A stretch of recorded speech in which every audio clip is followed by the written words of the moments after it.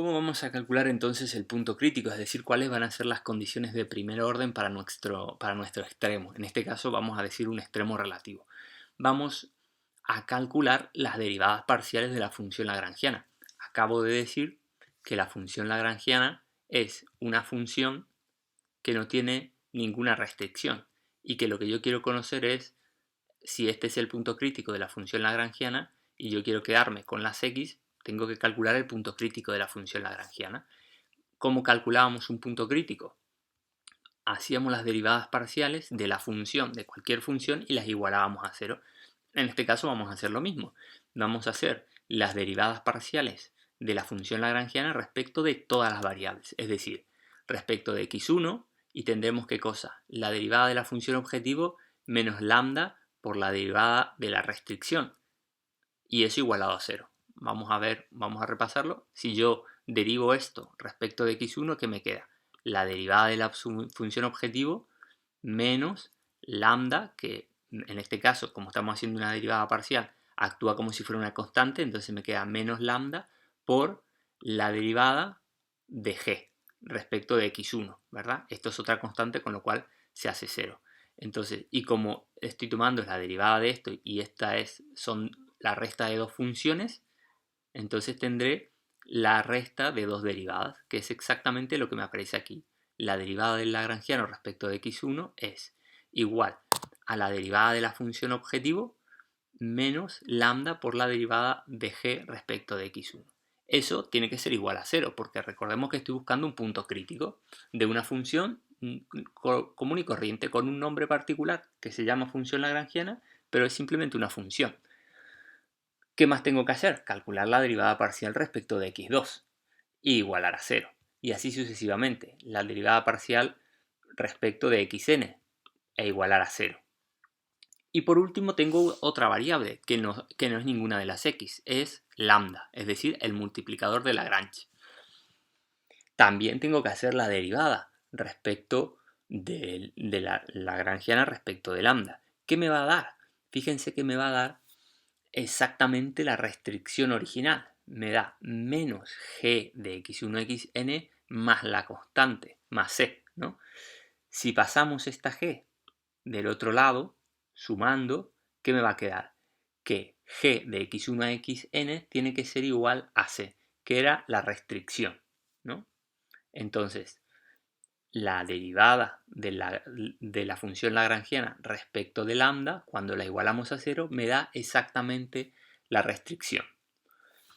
Una vez que hacemos esto, tenemos como antes, como cuando resolvíamos los problemas de optimización sin restricciones, esto es un problema de optimización sin restricciones. Tenemos la única diferencia es que tenemos una variable más, pero también tenemos una ecuación más, que es esta. Entonces, voy a poder resolver este sistema de ecuaciones con n variables, con n más 1 variable independientes y n más 1 ecuaciones. Entonces, lo que hacemos es resolver este sistema como siempre lo resolvemos, tratando de despejar la x1 función de x2 o igualando lo que me haga falta. ¿Para qué? Hasta que yo logre obtener el valor de x1, el valor de x2, el valor de x3 y el valor, en este caso, de lambda en el punto que va a constituir el punto crítico. Entonces lo que voy a obtener de estas primeras derivadas, igual que en el tema 4 de optimización sin restricciones, va a ser el punto crítico. El punto crítico de x1, x2, x3, xn y además lambda, que es lo que me dice aquí. Las soluciones son de la forma un vector de x, lambda, donde voy a tener x1 a xn y en este caso un solo lambda porque tengo una única restricción. Entonces, ¿qué son los puntos críticos del problema P y por lo tanto de nuestra función lagrangiana? Comentamos, pero vamos a volver a resaltarlo. Se llama multiplicador de Lagrange asociado a x sub 0 al número real, no a la variable, esto quizás fue un error mío, no a la variable lambda, sino ya al número que asume lambda, es decir, al número real lambda sub 0, tal que x sub 0 y lambda sub 0 es un punto crítico de la función lagrangiana. Entonces llamamos multiplicador de Lagrange a eso. Además, si x sub 0 y lambda sub 0 es un punto crítico de la función lagrangiana, entonces x sub 0 es un candidato a ser un óptimo local del problema P. Un óptimo local que me quiere decir un máximo o un mínimo relativo de nuestro problema, que era lo que nosotros estábamos buscando al fin de cuentas. Y por último, que la condición de que la derivada parcial de la función lagrangiana respecto de lambda al hacerla igual a 0 coincide exactamente con la restricción. Con lo cual, a veces no me hace falta calcular esta derivada parcial, ¿verdad? Ya sabemos que la derivada parcial me va a dar lo mismo que me da la restricción. Es decir, que no me hace falta calcularla. Pero siempre ponerla, porque es una condición de primer orden. Entonces, aunque no la calcule porque sé que me da la restricción, sí la tengo que poner porque la voy a usar en la resolución y además es una de las condiciones de primer orden. Ahora vamos a retomar el ejercicio 1A, pero en lugar de resolverlo por el método de sustitución, lo vamos a resolver por el método de los multiplicadores de Lagrange. Entonces, lo primero que vamos a hacer es volver a escribir esta función de manera que nos quede más cómoda, y habíamos dicho que eso era x cuadrado más 4x más y cuadrado más 2y más 5. Esta es la misma función objetivo, tenemos esta restricción. ¿Cómo hacíamos? Teníamos que escribir la función lagrangiana o la función de Lagrange. La función de Lagrange es una función L que va a ser una función de x, de y y de lambda. ¿Cómo escribimos esta función? Va a ser la función objetivo, es decir, nuestra función objetivo x cuadrado más 4x más y cuadrado más 2y más 5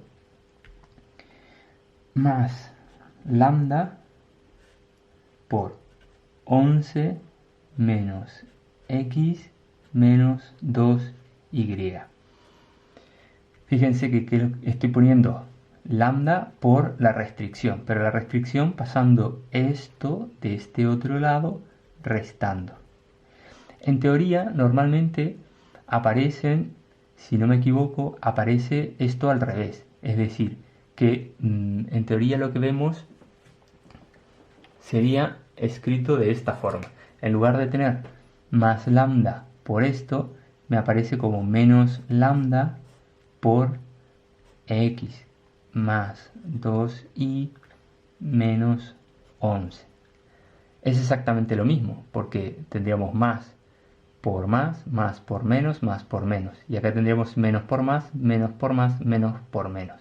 ¿Verdad? Es exactamente lo mismo. A mí me resulta más sencillo escribirlo siempre con este signo positivo delante, sabiendo que lo que tengo que hacer luego es pasar esto de este lado restando, ¿no? Pero es indiferente, puedo ponerlo con un signo negativo y en lugar de pasar esto restando de este lado, lo que tengo que hacer es pasar este de este lado restando. En cualquier cosa lo importante es saber que si ponemos un más, esto va para acá, y si ponemos un menos, esto viene para acá. Da igual cómo lo hagamos, como nos resulte más sencillo recordarlo. Muy bien, tengo entonces esta función que es una función lagrangiana que la puedo trabajar un poco para que me quede más sencilla. Entonces, bueno, pues tampoco hace falta trabajarla demasiado realmente. Vamos a seguir con esto, vamos a utilizar las condiciones entonces de primer orden. Las condiciones de primer orden, en este caso, son, fíjense que esto es una función que no tiene ninguna restricción. Es una función de 3 variables, pero una función, al fin y al cabo, un problema de optimización libre. Es decir, que yo lo que estoy optimizando ahora es esta función lagrangiana. Y es una función lagrangiana que ya no tiene restricción, con lo cual puedo aplicar las condiciones de primer orden que vimos en el tema 4. ¿Cuáles eran estas condiciones de primer orden? Las derivadas parciales de la función respecto de cada una de las variables tenía que hacerse igual a 0. Entonces, la derivada parcial de la función lagrangiana respecto de x me dará 2x más 4, y luego la x me vuelve a aparecer aquí y está multiplicada por lambda, es decir que me quedará menos lambda igual a 0. La derivada respecto de y será similar. Tendremos 2y más 2. Luego me aparece nuevamente aquí, menos 2y. Entonces también está multiplicado por lambda, me queda menos 2 lambda igual a 0. Y la última derivada parcial respecto de lambda es que fíjense, lambda aparece solamente en este punto y está multiplicando todo esto, por lo tanto será todo esto, 11 menos x menos 2y igual a 0. Y vamos a ver que esto era uno de los comentarios que hacíamos, que cuando calculábamos la derivada parcial de la función lagrangiana respecto de lambda e igualábamos a 0, lo que obteníamos era la restricción. Fíjense que si pasamos esto de este lado sumando, tenemos 11 igual a x más 2y, que es lo mismo que la restricción de la que partíamos. Entonces ese era uno de los primeros comentarios que habíamos visto. Muy bien, tenemos un sistema, fíjense, un sistema de 3 ecuaciones con 3 incógnitas, la x, la y y el lambda. Entonces tenemos que resolver este sistema, así como teníamos que resolver a veces sistemas cuando trabajábamos en el tema 4. ¿Cómo lo podemos hacer? Podemos despejar lambda para que me quede 2x más 4 igual a lambda, y de este otro lado me quedará y más 1 igual a lambda.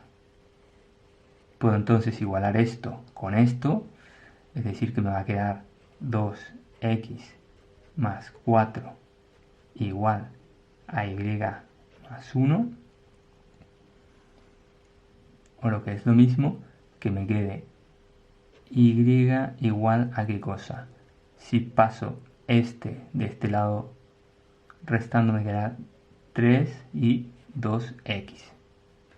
Entonces ya tenemos una expresión para y en función de x. ¿Qué puedo hacer?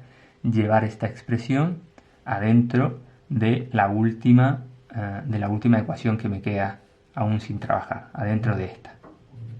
Entonces vamos a tener 11 menos x menos 2y, es decir, menos 2 por 2, 4x, menos 2 por 3, 6, esto igual a 0. Entonces tendremos 11 menos 6 me queda 5, y menos x menos 4x me queda menos 5x, y esto tiene que ser igual a 0. Por lo tanto, la x en el punto crítico valdrá ¿cuánto? Valdrá 1. ¿Sí? Esto era lo mismo que habíamos obtenido por el método de sustitución. ¿Cuánto vale la y? La y en el punto crítico será 2 por x, que es 2 por 1, 2, más 3, 5. Por lo tanto, nuestro punto crítico es x igual a 1, y igual a 5.